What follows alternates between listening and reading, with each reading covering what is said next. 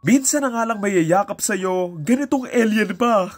Magsisimula ito sa isang grupo ng mga tao na pupunta sa isang abandoned na space station. Pagdating nila dito, maghahanap sila ng mga bagay na mapapakinabangan nila, pero ang pagpunta pala nila dito ay isang malaking pagkakamali. Dahil sa hindi inaasahang pangyayari, biglaang may lilitaw ng mga aliens na aatake sa kanila. Sa mga susunod na oras, dito nga nila kakailanganing makatakas at makapagtago doon sa mga aliens na magpapahirap sa kanila, lalo na't mas mabibilis at malalakas tong mga to. Kaya naman dito nila gagawin ang lahat para makaligtas bago pa sila tuluyang maubos sa lugar na yon. Title ng movie, Alien Romulus. Sci-fi horror film, hindi ko palalagpasin yan. I know, xenomorph talaga yung tawag sa mga aliens na to.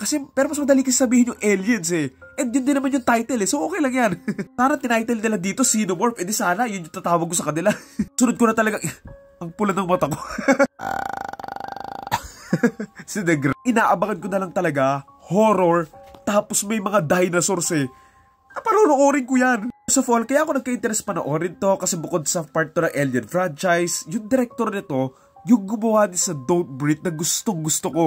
Pero itong part 1 lang ha, hindi yung part 2, tapon mo na yung sa basurahan.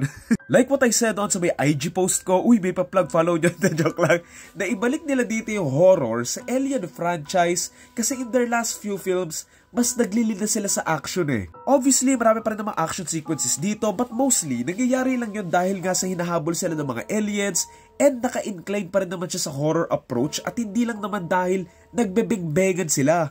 Kakatakot kayo yung mga scenes nila dito na hindi mo alam kung saan lilitaw yung mga aliens, tapos kung lilitaw man, for sure matetegi na sila, kaya ayun yung nakakatakot nun eh. Lalo na tong facehugger na alien. Iyak!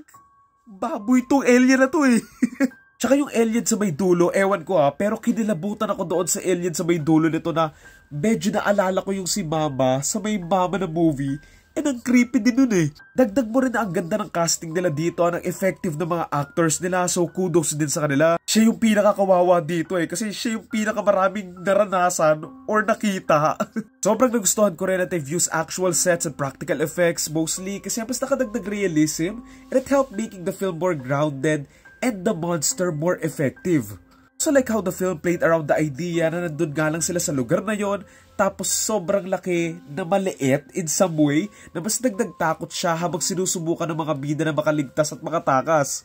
Puro some slight negative comments ko lang, medyo nabother ako sa CGI nung ulo ni Ash. I mean, gets ko naman na mas okay talagang ulo yun ni Ash, more for the connections of previous films, pero wonky-wonky lang talaga na it could have been better. The last part there is cool and scary, pero it's predictable in a way, and I wish that it was better sequenced or inserted in the film, kasi I get that it's a twist, pero it's kinda awkward lang how it was placed in the story. For me, na-appreciate ko naman yung film, but it copied a lot of story bits lang from the first film na halos kaparehas lang with a few minor changes, katulad nung ginawa ng Star Wars A Force Awakens doon sa Star Wars A New Hope, na maganda naman yung film mo, kaso parang napanood na natin yan eh. Overall, it's a great film to watch in IMAX, and even though hindi mo pa napapanood yung iba pang mga movies ng Alien franchise, magigets mo pa rin to. Yun lang, ang hirap magsalita. Yung smoke ko. Again, ang title, Alien Romulus, and ang torta rating ko ay 7.5 out of 10.